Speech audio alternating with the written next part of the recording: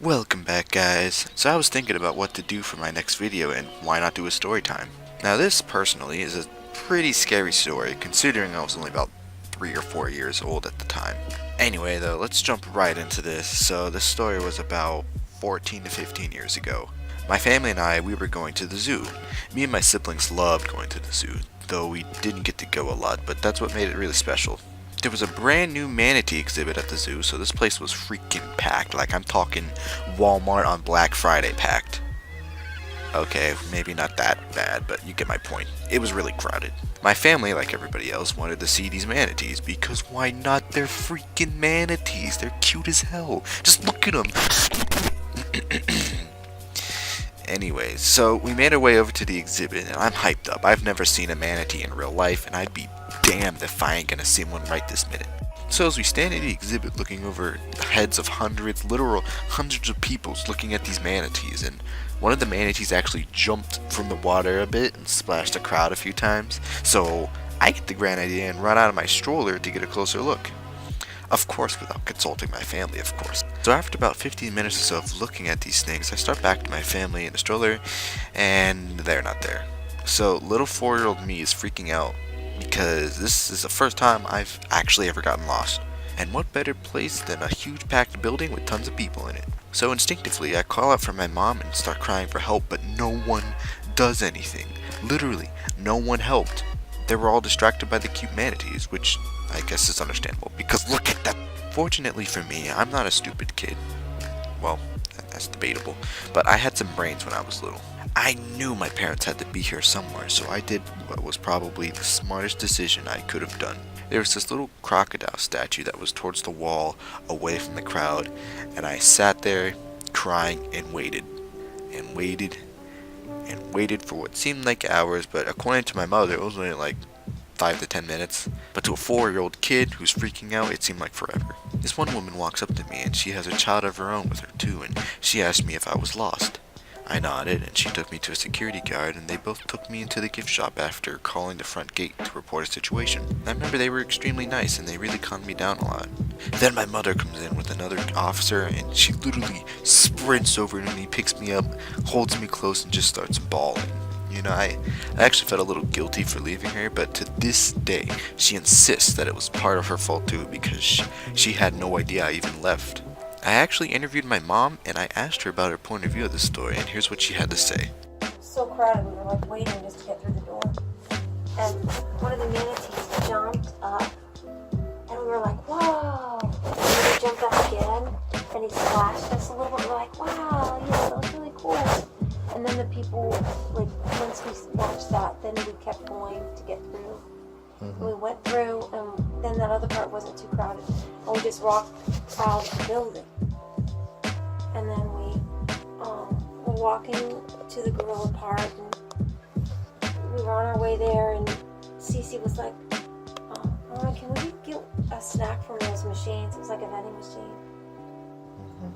And I said, no, but we have some drinks in our bag. And I realized my bag wasn't on my back. It was in the seat with you and Caleb. And then I was like I looked into the stroller to get the bag, and there's Caleb. And I was like, time froze. I didn't know where you were. You weren't in the stroller.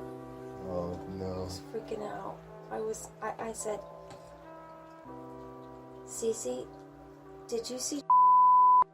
No. Did he get out of the stroller here? She's like, I don't know. So I didn't know where you got out. Like if you got out back in that building or ahead of us in the gorilla area. Like if you somehow got out and ran ahead. But I didn't really know. It didn't make sense to me because I thought you were with me when we were walking. I was sure you were in that stroller. Yeah. I didn't think what I didn't realize at the time, but I realized later, was that you had gotten out when the manatees were jumping and I was watching the manatees. You had gotten out to go back, like the alligator. You liked that, to sitting on that fake alligator. I figured out, because then I went to the was the food place and the gorilla place, and I said, or I was going to go in there, and there was a guy with a radio, or no, he didn't have a radio, but he was a zoo employee, and I said, I have an emergency. I need the front gates of the zoo closed because I don't know where my son is, and he's only 3. And he said, well, you have to go into the cafeteria to tell them. And I said, no, I don't want to leave this area because I think he's near here. And I stood on top of a picnic table, and I'm calling your name. And then he said, there's a guy, you know, with a radio. And I ran to that guy. And he radioed the front, and waited and waited. Then he got a call back, and he said, it was the sweetest words ever. He said, is he wearing a black t-shirt with a magic school bus on it? I was like, I remember that. yes, thank God. You know, he said the sheriff has him. He's at the gift shop in the Manatee building. Oh, it's the best feeling in the world. And that's when you ran over to the Manatee building. Yeah, and Cece had gotten out of the stroller, and I started running. She's like, Mommy, I can't run that fast. And I was like, get in the stroller. And she got in with Caleb, and I was like running so fast to get to the Manatee building.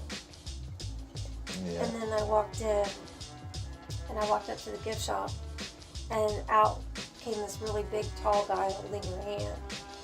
And you were holding his hand, and then I ran up to you, and that's when I wasn't scared anymore. I was sad. I mean, I wasn't just sad. Started crying.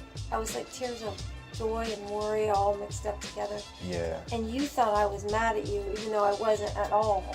And you said, I'm sorry, Mommy, I'm sorry. And I said, no, sweetie, I'm sorry. And we just hugged each other and cried for a long time. Yeah. And then the lady walked up, and she said, hi, I took your son to the sheriff, and I thanked her like a million times. She had long hair, and she told me what happened. Yeah. I do remember that there was, because I remember I was so sad, not only because like I was lost, but just because there were so many people there, and like nobody was helping me, except like this one lady who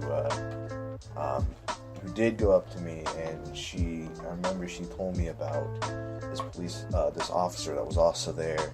She took me to the officer, directly to him, and I remember like that's when you came as well, so perfect timing. So without her, I don't know what I would have done, because I don't think the officer saw me. I don't think he did. Maybe he did, but I do remember. So you don't, like, so she didn't like take you by the hand and take you to the gift shop? No.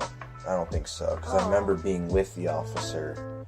I remember being with the officer and the lady, and they both took me to the gift shop. Oh, weird.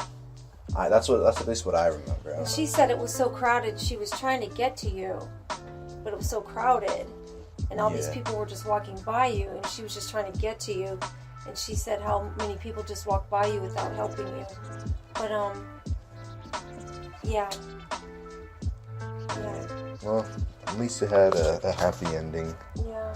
So there you have it, guys. That was my crazy story of how I got lost at the zoo. If you like this story, please give it a thumbs up and share it with your friends. That would mean so much to me. If you want to ask me about other topics you want to hear about, please let me know in the comments below or on my social media. If you enjoyed this content and you would like to hear more commentary goodness and stories and gaming events or anything, you can hit that subscribe button and click the bell so you'll be notified on my future content. Thank you all for watching. I'll catch you guys in the next video. Take care.